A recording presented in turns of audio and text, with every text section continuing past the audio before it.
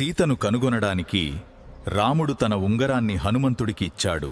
లంకకు వెళ్లి సీతను కనుక్కో.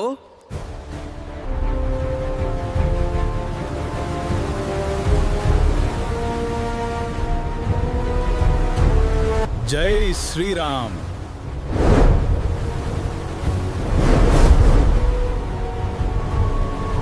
The test of the gods, Sura, obstructed Hanuman. Hanuman defeated her with intelligence. The demoness Simhika stopped him by catching hold of his shadow. Hanuman killed her and moved forward.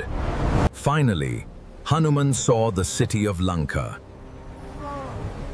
It glittered like a golden city. In order to remain undetected, Hanuman took the form of a small monkey. There, Ravana was gloriously ruling the kingdom. చివరికి అశోకవనంలో సీత కనిపించింది.